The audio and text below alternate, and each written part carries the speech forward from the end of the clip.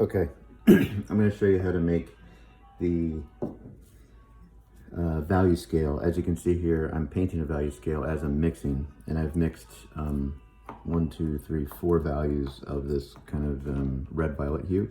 I'm going to mix one more because I got a shipment in of new cups, but I did not get a shipment of lids in. I'm a little concerned about that. And if you wonder what the music is in the background, it is my little boy sleeping, and I have to keep him sleeping. So what I'm going to do now is I've been working in this area here, and it started to dry up. It's getting a little chunky, so I'm going to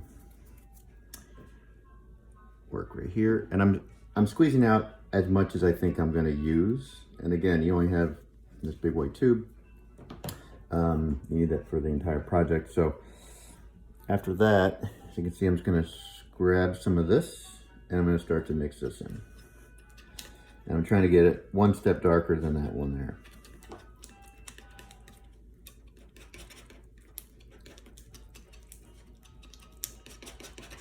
And I can just take a quick visual assessment and notice that I'm not even close to that. I'm more like around 3. And when I'm doing this, I'm scraping the bottom, and I'm trying to mix the paint evenly. If you don't mix it evenly to make a nice flat paint, see some of it coming off, then it's just going to be inconsistent in your mixed cups. Now this paint's starting to dry on me over here, so what I got to do, it's kind of have to work fast when you're doing this because acrylic paint dries quickly. Put a little out, and again, this is my last value.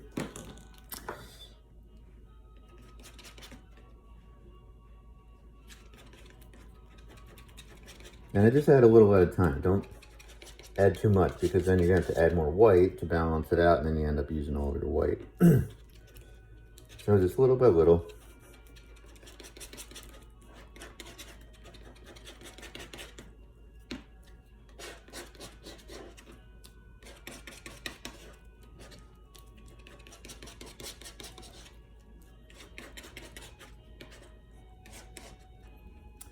All right, so getting closer. What I usually do is I'll just take a little test piece and just put it right next to the color I'm trying to. It looks like it's almost the same, so I definitely need a little bit more of this paint. So I'm going to squeeze a little more out there.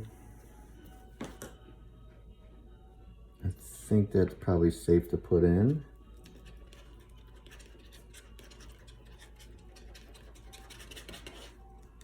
And you want to mix all the paint in. As long as you're mixing the paint, it's going to stay wet. If you walk away from it, like I did right here, because I had to set up the video cam,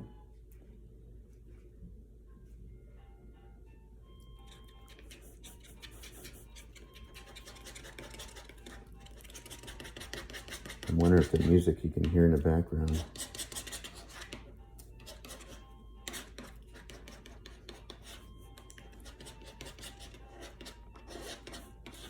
All right, let's check it out now.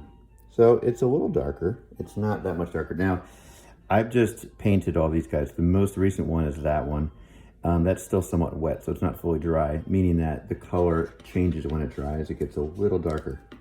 So when I'm comparing it to this guy, it's more accurate. If that was already dry and it dried darker, I'm trying to get this darker, then it might not be as accurate, so you have to work quickly and only compare it to the one you've painted before. Also, whenever you paint your value scale, make sure you put the next value adjacent, right next to it. Don't put a space between it, because then you're not going to be able to see the contrast between the two. All right, I think I'm getting closer. It's taking more than I thought.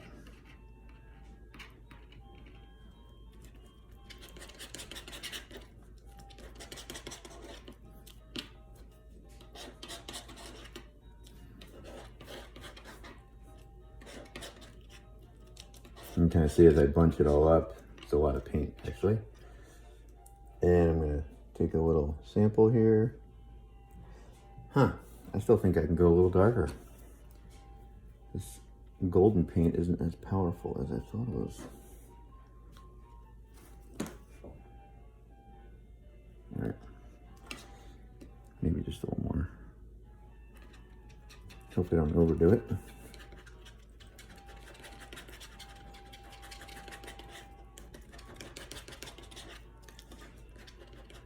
And then I'll make a new video after this about green, the yellow green that I'm gonna mix, because it's an extra step. This comes pretty much, you're just making a value scale of this one hue. I think that's pretty good. I'm gonna go just a hair darker. I'm gonna put a little there because I don't wanna make it too much darker. But I think I'm okay with this.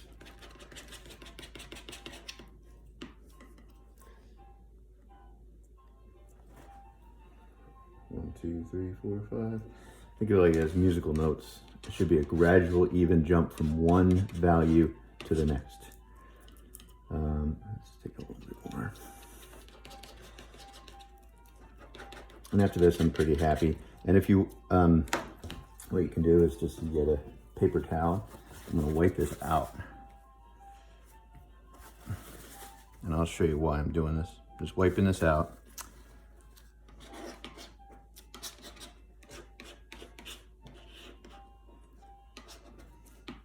And wipe this off.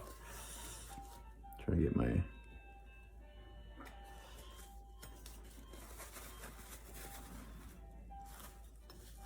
and then I can get my paintbrush, clean that off, dry it off really well, and just get a little paint and then put it in there. And then you can see if it's a nice jump.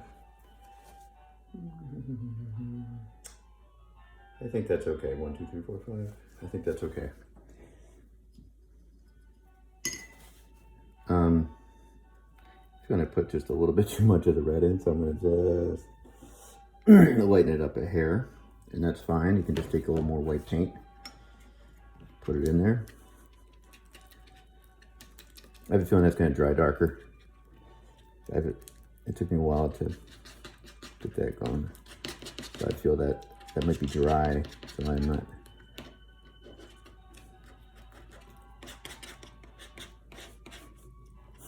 It's actually perfect background music for this. Okay, I just lightened it a hair. I think I'm happy with that. So again, this is my darkest value. It doesn't look that dark, does it? But when it's contrasted to 1, 2, 3, 4, 5, it's dark. It's a midtone. This is a normal midtone. So I always say go start light and work your way dark. Do not start dark and work your way light, because dark to you is probably that.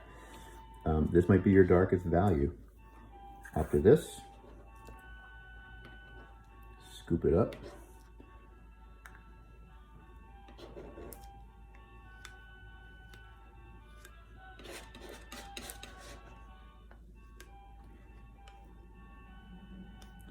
Now just angle it down a little bit like so. And I'm gonna use my finger just to clean off the edge.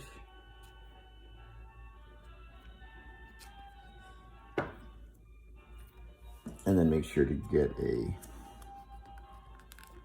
top, put a top on, and then you're gonna label it, put a piece of tape, or if you have a black marker, just put number 5 here, and also label the side number 5, because you might lose your top or have the top somewhere else and you forget where it is when you start painting. So basically this is, I'm finished with that color. If you find later that that's too dark, which could be, you can always just mix a little white in there down the road. This will stay wet for quite some time. I mixed this 3 or 4 days ago and it was totally fine when I used it to paint. All right, until next video.